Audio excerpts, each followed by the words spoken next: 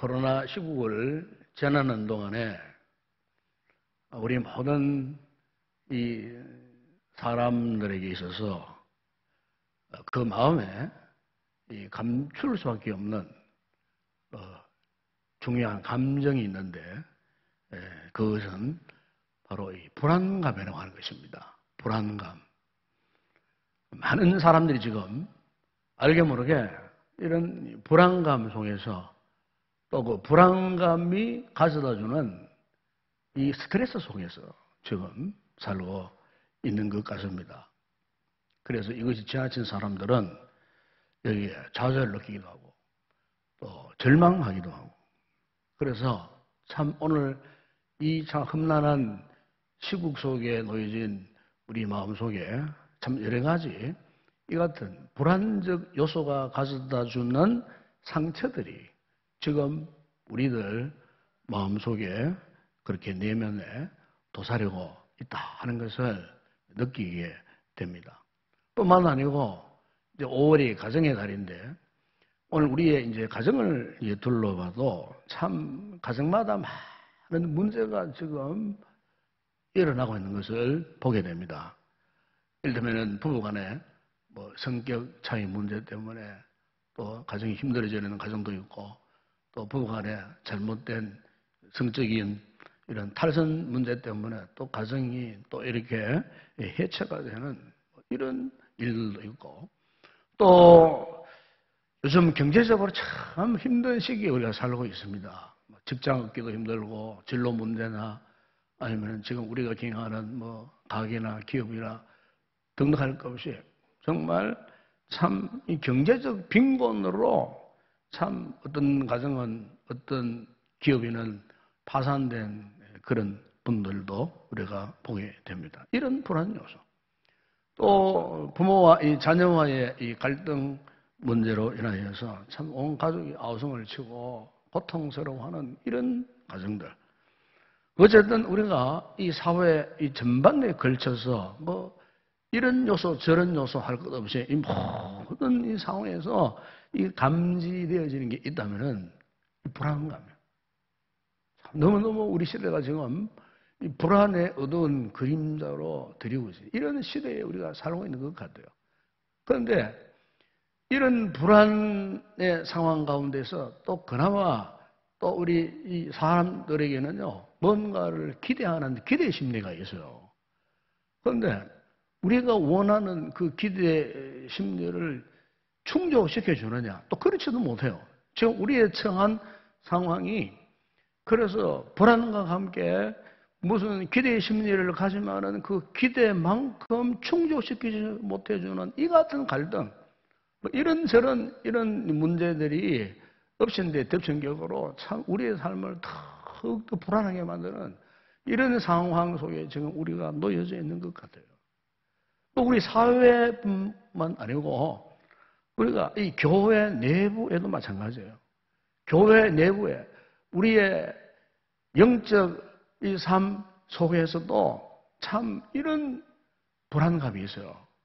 그러다 보니까 우리 성도들 가운데는 그저 믿음 생활 뭐 최소한에 대해서 지키면 되지. 그래서 참 주일 예배 한번 딱 드리면 그냥 그것으로 만족해버리는 그 외에 다른 어떤 경건 생활을 하지 않고 그냥 최소한의 그냥 뭐 예배 한번 드리는 것으로 그냥 만족해 버리려고 하는 그래서 한정하는 삶을 살아가는데 그런 믿음 생활, 그런 신앙 생활에서 과연 우리가 안전한가? 그냥 흔들립니다. 한 주간 내내 우리의 이 신앙의 삶이 막 흔들리고 어떤 분들은 넘어지는 사람도 있고 자빠지는 사람도 있고 그래서 불안하게 겨우 신앙생활이라고 하는 명맥을 이어가는 이런 분들 이런 상황 속에 오늘 저와 여러분이 처해져 있습니다. 지금 우리 현실이 마치 오늘 본문에 보세요. 본문에 이 느헤미야가 이스라엘 공동체와 함께 마주했던 그 상황이 바로 이런 상황이었어요. 한마디로 난국 속에 있었어요. 그럼 여러분, 우리 성도들이 이런 참 복잡하고 두려움으로 가득 찬 이 같은 난국에서 우리가 그래도 신앙을 지켜야 하지 않겠습니까? 믿음을 지켜나가야 되지 않겠습니까? 그러면은 이 같은 믿음을 우리가 지켜나가기 위해서 우리가 어떻게 해야 할까? 바로 오늘 이 질문에 대한 답이 느헤미야를 통해서 우리가 보게 돼요. 느헤미야가 지금 이스라엘 공동체가 이런 참 민족적인 난항에 처해져 있었을 때에 그가 민족과 교회 공동체를 세우기 위해서 뭘 했느냐면은 오늘 본문에 이 내용입니다. 기도를 했다는 것입니다. 기도. 오늘 우리 역시 마찬가지예요. 느헤미야의 기도를 우리가 배워야 할 줄로 믿습니다.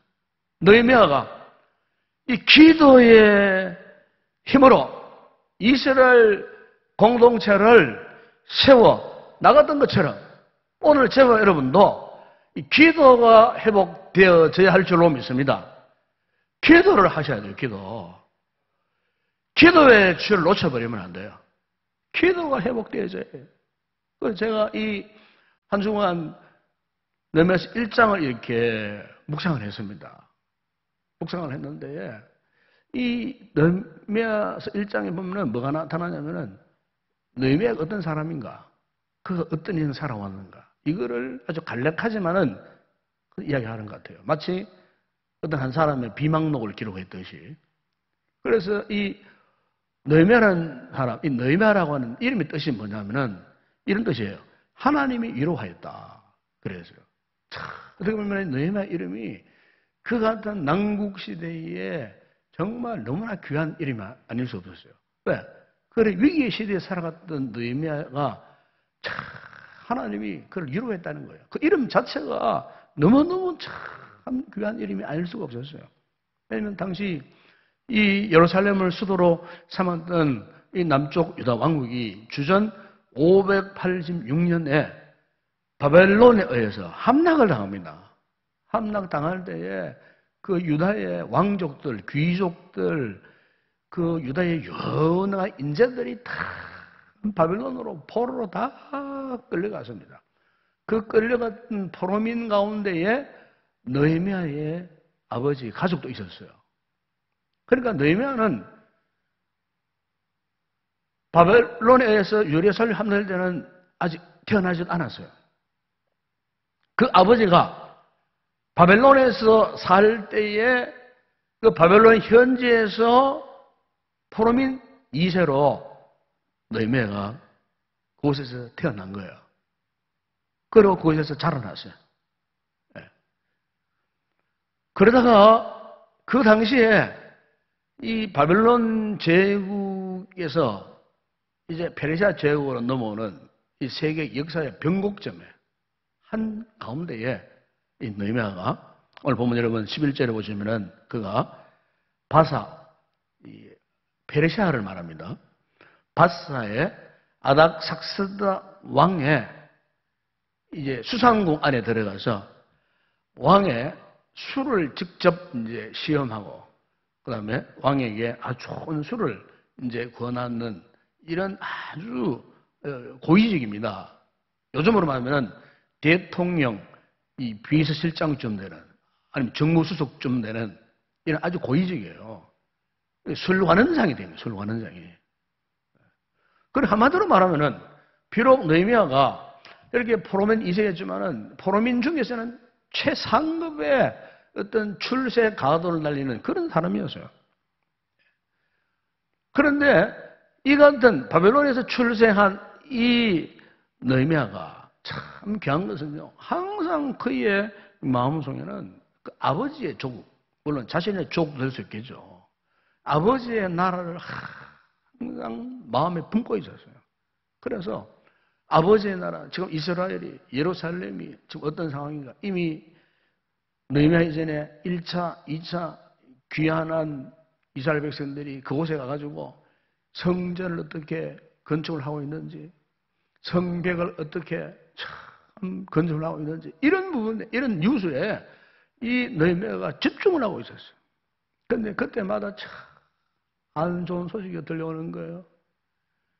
그 친족을 통해서 들어보니까 지금 예루살렘이 지금 말할 수 없는 그런 상태에 빠져 있다는 거예요. 우리가 이 성경 역사를 보게 되면은 이 이스라엘 백성들이 1차 포로 된 이스라엘 백성들이 귀환할 때에 그때 주도적인 리더를 한 사람이 수룹바벨입니다. 수룹바벨이 그 파사 원년 파사 왕의 첫 번째 그 고레스 왕이었을 때에 1차로 이 수룹바벨이요. 그 당시에 제사장 계열들, 레위인 계열의 이 포로민들을 이제 이끌고 이제 그리던 이 조국에 예루살렘에 들어간 거예요. 들어가서 그가 제일 먼저 한 게 뭐냐면은 성전을 이렇게 재건하려고 힘썼어요. 그런데 그 성전 재건이 여간 힘든 일이 아니었어요. 왜냐하면 그 주변의 세력들이, 오랑캐 세력들이, 이방인 세력들이 또 이스라엘 공동체에 잔존했던 포로로 끌려가지 않고 그 땅에 그냥 어쩌다가 막 그냥 뭐 참 노숙자처럼 살았던 이 이스라엘 남은 족속들이 막 그냥 극구 반대하는 거예요. 성전을 건축하지 못하도록, 재건하지 못하도록. 모진 이 반대 세력이 해가고 그만 수룹바벨이 성전을 짓다가 무려 16년 동안 중단을 해버렸어요. 그러니까 참 지금 막 너무나 절망 상태야. 그런데 바로 그 이후에 학계 선지자가 나타났어요. 나타나가지고 이렇게 포기하고 무력해져 있는 이스라엘 백성들을 말씀으로 위로하고 격려하고 하나님의 은혜로 참 기적적으로 그나마 수룹바벨이 짓다 말은 이 성전을 깎아서로 이제 완공을 했는데 그 이후에 솔로몬 성전과는 참으로 비교할 수 없는 그런 참 초라한 성전이었어요. 예. 겨우 이제 뭐 성전이라고 하는 면목만 갖출 뿐 형편없는 그런 성전을 이제 겨우 이제 건축을 하게 돼요. 이걸 이제 우리가 수룹바벨 성전이라고 말합니다. 그리고 그 이후에 또 2차 교환이 있었는데 이때는 학사 에스라가 리더가 돼갖고 그 이제 포로민 이스라엘 백성들을 이끌고 이렇게 이제 본국으로 돌아왔는데 이 학사 에스라의 이 사역의 가장 좋은 점은 뭐냐면은 이 이스라엘 백성들의 영적인 각성을 일깨우기 위해서. 그래서 그들이 하나님을 떠나고 죄를 지은 결과 하나님의 이 같은 징계를 받았다는 이런 메시지를 선포하면서 회개를 촉구하는 이런 이제 사역을 했는데 이것마저도 이스라엘 공동체 안에서 무진 반대를 했어요. 해방하라고 심지어 학사 에스라를 죽이려고 생명까지 노리는 이런 참 험난한 이런 상황 속에 이제는 이스라엘 공동체가 있는 힘 없는 힘 다 소진한 상태에서 에스라도 더 이상 지쳐서 어떻게 더 이상 이스라엘 공동체 이끌어갈 수 없는 이런 상황 속에 놓여 있는 절망할 수밖에 없는 포기할 수밖에 없는 이런 상황 속에 드디어 제3차 기환이 이루어졌는데 이 일을 주도한 사람이 누구냐면은 느헤미야입니다. 느헤미야. 그래서 느헤미야가 페르시아 수사왕궁의 그 고위직 얼마나 귀한 직입니까? 그것을 내려놓고 조국 예루살렘 성벽을 재건하기 위해서 막상 여기 와보니까 참 지금 기가 막힌 상황이 벌어진 거예요. 마치 전쟁이 각 끝난 상황처럼 성읍 전체가 다 황폐해졌어요. 성전도 겨우 지었다고 하는데요. 참 몰골밖에 남지 않는 그런 성전.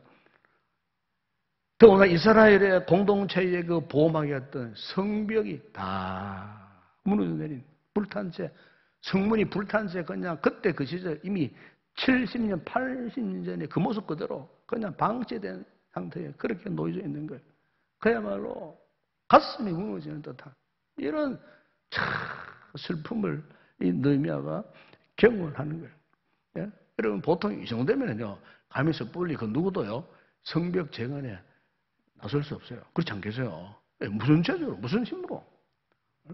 1차, 2차에도 그렇게 무심하게 반응하지 않고 도와주지 않은 이스라엘 백성들이 도와주겠어요? 주변 오랑캐 세력들이 이스라엘 공동체 회복되는 것을 그냥 눈 감고 그냥 있겠습니까? 이런 상황 속에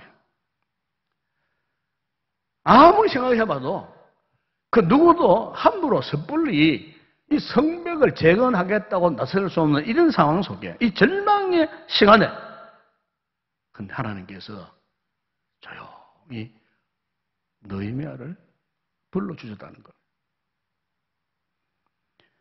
절망의 상황 속에서 한 사람 느헤미야를 통하여서 이스라엘 공동체를 회복시키시려는 하나님의 이 비전, 하나님의 소망을 느헤미야를 통하여서 이스라엘 공동체에 보여주시겠다는 것.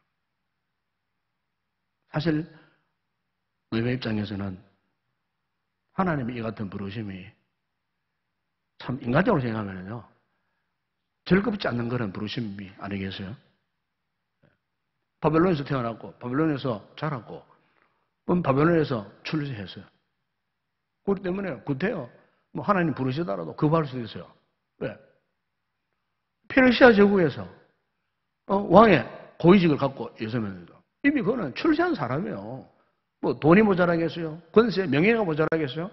얼마든지 페르시아 수상궁에서 얼마든지 호효시 갈 수 있는 그런 사람, 그런 신분의 사람이었어요. 예. 그건 더군다나 자기 민족의 그 썰어진 그 과거 역사, 바벨론에게 처참하게 짓밟히고 당했던 그 쓰디쓴 그 상처를 구태여 뭐 본인이 뭐 알아서 뭘 하겠어요? 그걸 두쳐내갖고 뭘 하겠다는 겁니까? 그러고 자기를 도와주는 사람 아무도 없어, 지금도. 전부 반대하는 사람밖에 없어요. 이 같은 상처투성이 이 예루살렘 성벽을 재건한다는 것은요, 이건요, 일반적인 보통 사람 같으면요, 아예 엄두도 못 내는 그런 상황이었어요. 그런데 오늘 본문에 보면은 느헤미야는요, 하나님의 사람이었습니다. 믿음의 사람이었습니다. 그의 마음 깊은 곳에서 하나님께 대한 뜨거운 사랑, 뜨거운 믿음. 그래서 그가 예루살렘을 향하지 않으면 안 될 만큼의 열정. 그래서 그가 성벽 재건을 위해서 예루살렘에 오게 되었다는 겁니다. 여기서 우리가 알 수 있는 것이 뭐냐면은, 여러분, 우리가 이 신앙생활에서 참 중요한 게 있어요. 제가 지난주에도 말씀드렸습니다만은, 어떤 상황을 돌파하기 위해서는요, 방향이 중요합니다. 내가 지금 어느 방향에 맞춰져요. 내 삶이 지금 어느 방향에 맞춰져요. 즉, 지금 나의 삶의 목적, 목표가 무엇인가? 이것은 배로 비유하자면요, 배의 방향키와 같은 거예요. 배가 아무리 엔진이 동력이 세다 해도 방향키가 잘못되면요, 그 배가 원하는 방향으로 갈 수가 없어요. 방향키가 제대로 설정이 되어져요. 원하는 방향으로 설정되어져야 되는 거예요. 이거 잘못되면은 배의 엔진이 아무리 힘이 있다 해도 이 배가요, 그냥 원하는 목표, 목적지를 향해 갈 수 없는 거예요. 여러분, 오늘 우리의 신앙생활에서도 정말 중요한 것은 우리의 영적인 방향키예요. 오늘 본문에 보시면은 이 느헤미야는 영적인 방향키가 정말 분명했어요. 정말 너무너무 확실했어요. 예? 페르시아 제국에서 성공한 사람으로서 그야말로 뭐 자신이 거기에서 그냥 멈추고 살겠다 해도 말할 사람은 없지 않습니까? 예? 그런데도 그것을 마다하고 그가 새로운 방향을 잡았는데 그 새로운 방향이 뭐냐? 그것이 하나님이 원하시는 목적지였어요. 하나님이 기대하시는 목표였다 그 말입니다. 그럼 여러분 보세요. 느헤미야가 그럼 어떻게 이렇게 그가 바벨론에서도 얼마든지 살 수 있고 떵떵거리며 후회 없이 살 수 있는 인생이었음에도 불구하고 왜 그가 구태여 이렇게 하나님이 목적하시는 그 목표를 향하여 그 인생 방향을 바꿀 수밖에 없었는가? 그 가장 그렇게 할 수 있는 그 동력이 무엇이었는가? 그것이 오늘 본문에 바로 그 역할을 한 것이 뭐냐? 기도입니다. 기도입니다. 우리 성도들이 이 같은 힘들고 어려운 상황 속에서 우리가 우리 인생의 방향을요, 제대로 잡으려고 하면요, 우선적으로 필요한 게 기도요. 우리가 삶을 살아보면 그렇잖아요. 잘 될 때만 있는 거 아니에요. 때로는 막 그냥 일이 뭐 꼬이고 잘 안 될 때가 있고, 뭐 성공만 계속 하는 사람이 없지 않습니까? 성공하다가 때로는 위기를 만나갖고 실패하는 경우도 굉장히 많아요. 우리 인생 자체가 굉장히 참 난해합니다. 여러 가지 많은 어려움들이 있습니다. 예. 때로는 그래서 이 어려움을 감당하지 못해갖고 우리 마음이 천갈래 만갈래 찢어지기도 하고, 그 마음에 그 벽이 무너지기도 하고, 신앙적으로 말하면 영적으로 굉장히 힘들어지기도 하고, 계속되어지는 엎친데 덮친격으로 계속 이 시련의 상황이 물러서지 않고, 정말 우리가 힘들구나, 어렵구나, 이제 모든 것을 포기할 때가 되거나 이렇게 느낄 때가 있잖아요. 이런 상황 속에서 우리 믿음의 사람들에게 있어서 정말 중요한 것이 뭘까요? 그것은 우리 삶의 뿌리가 흔들리지 않는 겁니다. 그럼에도 불구하고 우리가 이 어려운 상황을 견뎌내는 거예요. 한번 정해진 이 방향이 흔들리지 않고 곧장 그것을 향하여서 그냥 전진해야 하겠는데, 이런 전진할 수 있는 그 힘의 원동력이 뭘까? 여러분, 우리가 여자분들이 한 40대, 50대 이렇게 되면은 흔히 경험하는 게 이제 이 갱년기 증상이 옵니다. 갱년기. 우리 이제 갱년기가 오면은 쓸데없이 화를 막 내고 분노를 막 하고, 남편한테 화를 막 내고, 아이들한테 화를 막 내고, 또 그러면서 또 혼자 또 우울해지기도 하고, 그냥 정신적으로 갈팡질팡, 밤에 잠도 오지 않고, 온갖, 이런 말할 수 없는 이런 고통을 당한다 그래요. 그런데 이 갱년기라는 본래 뜻은요, 굉장히 그 의미가요, 긍정적입니다. 한자어를 풀어도 그런 뜻이에요. 한마디로 다시 그런 뜻, 다시 그런 뜻이에요. 그 다음에 이제 바뀌다 그런 뜻이에요. 또 새로워지다 그런 뜻이에요. 또 세워지다 이런 뜻이 있어요. 이 갱년기라는 뜻이 그런 뜻이 있습니다.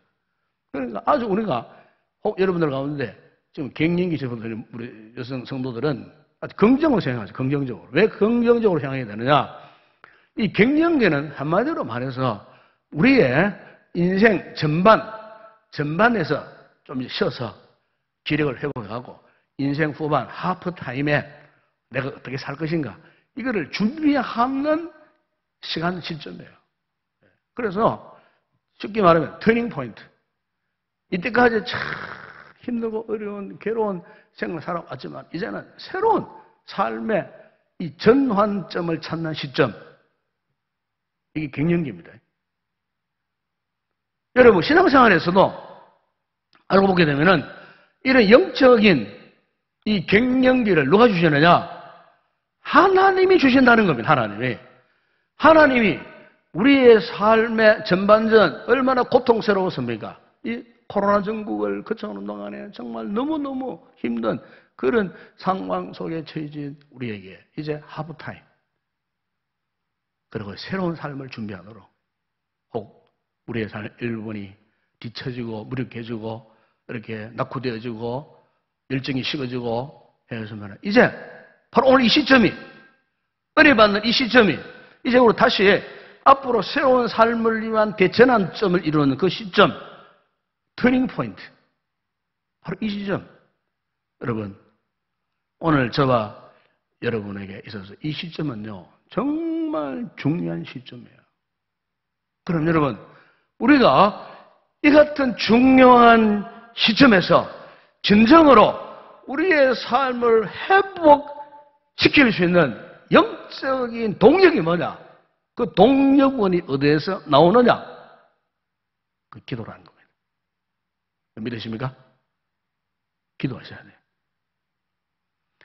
우리가 성경에 유명한 인물들이 많지 않습니까? 대표적으로 여러분 모세를 보세요. 모세가 한때는 애굽의 왕실에서 40년 살다가 살인죄 범하고 도망쳐가지고 미디안 광야에 40년 그 체가살이 하면서 목동 생활을 했어요. 광야에서. 마지막 그 시점, 바로 터닝 포인트예요. 그 지점에서 하나님이 그를 만나주셨어요. 그것도 떨기는 불꽃 가운데 하나님이 거룩한, 이것은 우리가 영적으로 오게 되면 모세가 하나님을 찾은 순간에, 기도하는 순간에 그분과 대화가 이루어지잖아요. 그리고 모세에게 새로운 사명을 줍니다. 이제 그렇게 고달팠던 미디안 광야 생활을 청산하고 어디로? 애굽으로 내려가라 하실 때 그 손에 하나님의 능력의 지팡이를 그의 손에 다 잡혀줍니다.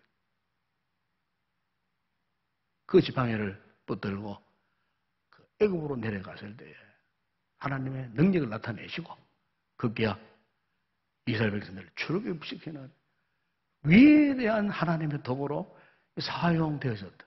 그야말로 그의 삶이 완전히 회복되어져 버려. 이 같은 놀라운 역사를 거기에서 볼 수가 있어요. 야곱이가 얼마나 참 간사하게 짝이 없는 생을 살았습니까? 아마 그때까지 몰라도 그가 외삼촌 라반의 집에 가가지고 뭐 20년 동안 막 죽을 고생을 해가지고 깎아서를 이제 재산을 모아가지고 이제 오는데 아직까지 형이 그를 잊지 못하는 거예요. 그랬을 때 정말 너무 불안했어요. 그래서 그가 바로 고향 땅이 내려다 보이는 그 약복 강변 나루터에서 밤새도록 천사와 씨름하는 장면이 나옵니다. 천사와 씨름하다가 이 환도뼈가, 엉치기 뼈가 그냥 막 위골되어 버리는, 다리를 쫄뚝쫄뚝 그럴 수밖에 없는, 그 무슨 장면이냐면은 바로 하나님과 밤새도록 생명 걸고 기도하는 장면. 하나님이 그를 불쌍히 여기사 그에게 은혜를 베푸사 하나님이 그 정표로 그 이름을 바꿔버립니다. 야곱에서 이스라엘, 네가 하나님과 기려워 이겼느니라. 야곱이 가고 그때부터 그의 인생이 완전히 바뀌어져 버립니다. 그 12아들들 이스라엘 12지파가 되고 장차 이스라엘 민족의 기초를 이루는 그 위대한 도구로 하나님께서 그를 놀랍도록 사용하셨다는 거예요. 오늘 본문에 느헤미야도 마찬가지예요. 이 느헤미야가 지금 사실 불가능한 시간 앞에 서 있었습니다. 모든 사람이 안 된다고 1차, 2차 다 실패해서 이제는 그야말로 포기한 자리, 협력자도 없어. 모든 게 다 쓰러진, 불타버린 그런 상태. 그럼 여러분 오늘 본문 해보세요. 느헤미야는 믿음의 사람인 동시에 기도의 사람이었음을 알 수 있어요. 여러분 4절 6절에 보시면 기도하기 시작합니다. 내가 이 말을 듣고 앉아서 울고 수일 동안 슬퍼하며 하나님 앞에 어떻게 해요? 금식하며 기도하여 그랬어요. 그 하나님 앞에 긍휼을 구합니다. 5절 하반절 6절 보게 되면은 그가 주야로 밤낮으로 하나님 앞에 기도했다고 말씀합니다. 그것도 이스라엘의 범죄한 죄, 자기와는 상관이 없지 않습니까, 여러분? 그 선조들이 지은 죄를 끌어안고 하나님 앞에 그 죄를 자복하면서 종의 기도를 응답해 달라고 그가 나와 내 아버지의 집이 범죄하였습니다. 그 죄를 토설하고 고백하면서요. 하나님 앞에 눈물로 통곡하면서 기도하는 그 같은 모습. 여러분, 느헤미야가 이런 기도를 시작했을 때에 하나님의 역사가 나타났습니다. 여러분, 우리가 믿음 생활에서 참 중요한 것이 내가 지금 어디에 관심을 두느냐, 이게 정말 중요한 것 같아요.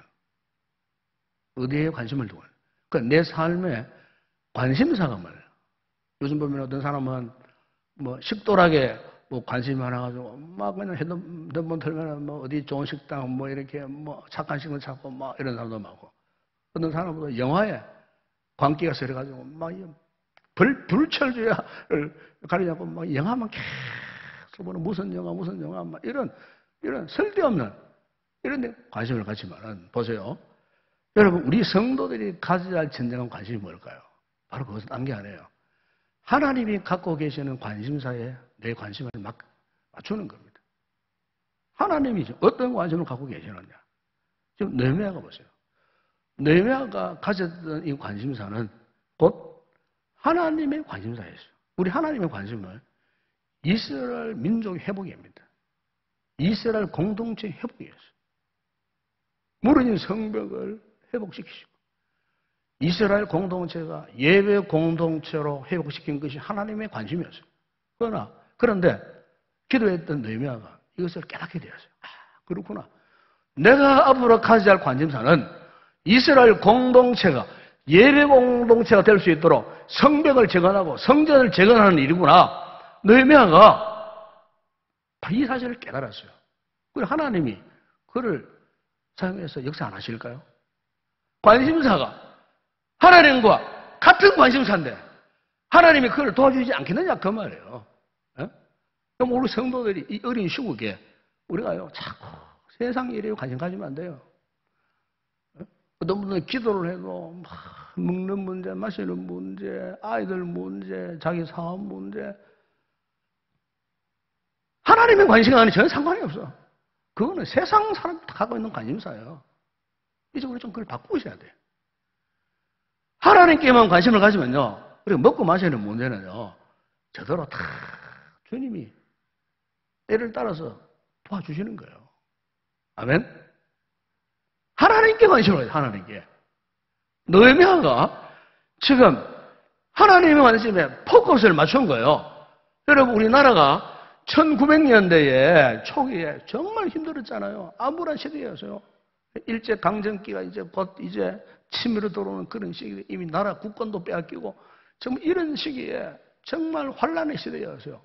그때 여러분 북쪽의 평양에 1907년도에 대부흥의 역사가 일어났습니다. 그 암울한 시대, 암울한 역사 속에 살고 있는 이 백성들 불쌍하게 해서 주의 복음을 선포하게 하시고 그 복음의 능력이 나타나가지고 평양 시대가 그냥 불바다가 돼요. 복음의 불바다가 되어버렸어요. 그때의 가장 주요 핵심적 역사가 뭐냐면은 회개입니다. 회개. 평양시대 살집에 대박 속인 사람들 은혜 받고요. 그 방 붙여놓고 속인 거 다 그냥 돌려주겠다고 서 붙여놓고요. 약국에 가짜 약 팔았던 그 약쟁이들도 다 회개하고요. 술집 기생들까지도 막 회개하고요. 평양이 그랬다는 거예요. 대회개 통해 자복의 역사가 그 평양 시대의 그 장대인 교회를 통해서 일어났는데 여러분 오늘날 우리 한국 교회의 믿음의 터전의 시작이 뭐냐? 1907년 한국 교회가 초대교회 미약한 교회지만 그들이 하나님 앞에 통해 자복하는 이런 기도가 뜨거워졌을 때 그때의 그 하나님의 은혜의 역사가 지금 우리 한국 교회를 이토록 세계가 주목할 정도의 이 교회로 성장케 하시는 우리 민족이 경제적으로 성성장구하는 것도 알고 보면요 다 이 같은 하나님의 역사가 있었다는 겁니다. 그런데 이 같은 우리나라가 요즘 최근에 들어와서 우리 한국 교회의 믿음의 근본적인 뿌리가 지금 흔들리고 있습니다. 성도들의 신앙의 지금 근본 뿌리가 지금 흔들리고 있습니다. 코로나 이후, 포스트 코로나 이후에 저는 이런 생각을 해봅니다. 앞으로 우리 한국 교회 이 생태계가 영적 생태계가 결코 긍정적이지 못하다는 겁니다. 지금 현재. 안 그래도 교회가 어려운데, 안 그래도 성도의 신앙이 희미한데, 포스트 코로나 이후에 우리 성도들이 영적인 이탈이 더 심화되지 않을까. 교회의 세속화 현상이 더 심화되지 않을까. 정말 너무너무 걱정이 됩니다, 지금. 여러분, 이런 상황 속에서 우리가 해보아야 할 것이 뭡니까? 기도요. 어떤 기도? 회개와 각성의 기도가 필요한 것입니다. 우리 한국교회가, 우리 한국교회 지도자들이, 우리 온 성도들이, 우리 인동교회가 정말 하나님 앞에 하나님의 관심에 초점을 맞추고 하나님이 원하시는 회개와 각성의 역사 이런 기도가 필요하다는 거예요. 여러분 역대하 7장 13절에 보시면은 이 솔로몬이 성전을 건축하고 사실 궁궐을 완성한 다음에 이제는 모든 게 참 이렇게 완성했다, 성공했다 싶을 때 하나님이 거기 나타나셨어요. 솔로몬이 직접 말씀하셨어요. 그 말씀 보면은 혹 내가 하늘을 닫고 비를 내리지 아니하거나 혹 메뚜기들에게 소산을 먹게 하거나 혹 전염병이 내 백성 가운데에 유행하게 할 때에 내 이름으로 일컫는 내 백성이 그들의 악한 길에서 떠나 스스로 낮추고 기도하여 내 얼굴을 찾으면 내가 하늘에서 듣고 그들의 죄를 사하고 그들의 땅을 고칠지라. 스스로 낮추고 기도하여 하나님 얼굴을 찾으면. 오늘 우리가 기도해야 할 이유가 이겁니다. 오늘 보니 느헤미야가 이 사실을 깨달았어요. 그래서 그가 울면서 기도했던 내용이 6절, 7절입니다. 마치 그들 선조들의 그 죄가 자신의 죄이냐. 그가 하나님 앞에 악을 행하였습니다. 우리가 악을 행하였다고. 우리가 잘못 믿음 생활했다고 회개 자복한 거예요. 그러면서 그가 11절의 마지막에 뭘 구합니까? 은혜를 입게 하옵소서. 다시 한번 하나님의 은혜를 입게 해달라고. 여러분 그렇습니다. 우리가요 회복하기 위해서는요 다 세워지기 위해서 은혜가 필요합니다. 은혜가. 신앙생활 제대로 하셔야 됩니다. 믿음생활 제대로 하셔야 됩니다. 하나님 앞에 은혜를 구하세요. 은혜를 구해야 그 은혜가 우리의 이 무너진 성벽을 회복시키시는 거예요. 우리 힘으로 하는 거 아니에요. 예? 그러니까 우리는 오직 하나님께만 관심을 가져야 돼요. 그분께 포커스를 맞춰야 돼요.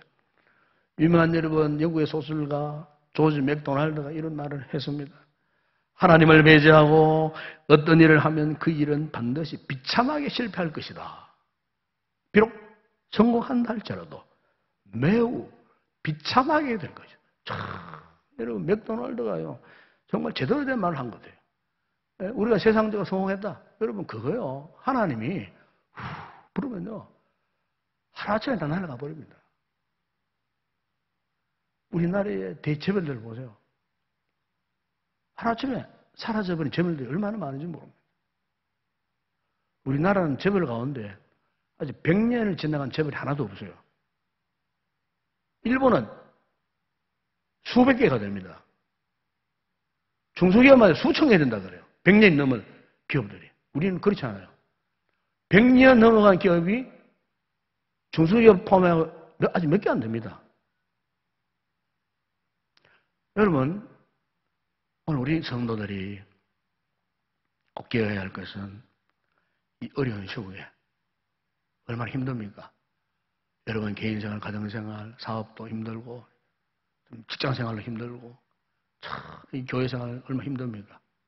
힘들지만 그럼에도 불구하고 우리가 기대하고 소망해야 할 것은 하나님이 이 모든 우리의 삶의 영역을 지켜줄 것이다. 그분이 세워줄 것이다. 그래서 우리는 느헤미야가 바라왔던 이 크고 위대한 놀라운 하나님 앞에 우리의 인생의 방향키를 맞춰야 할 줄로 믿습니다. 맞추어서 어떻게 하느냐? 기도하셔야 돼요. 기도하세요. 아니 기도하십시다. 기도해서 코로나와는 전혀 상관없는 포스트 코로나 이후에 오히려 우리 교회가 더 성성장구하고 여러분의 믿음 생활이 더 성성장구하도록 우리 교회 공동체가 오히려 이 전환점을 통해 갖고 더 건강한 공동체로 거듭날 수 있는 그런 기회로 만들어 가십시다. 그러기 위해서는 뭐가 필요한가? 기도가 필요하다 그 말입니다. 느헤미야가 52일 만에 성벽을 재건할 수 있던 그 원동력은 뭐냐? 바로 기도의 힘이었다는 거예요. 그렇습니다. 다시 세워주실 이 하나님 은혜를 잊기 위해서 우리 성도들이 기도하며 나갈 때 반드시 우리의 삶을 회복해 하시는 놀라운 은혜가 우리 모두에게 임할 줄로 믿습니다.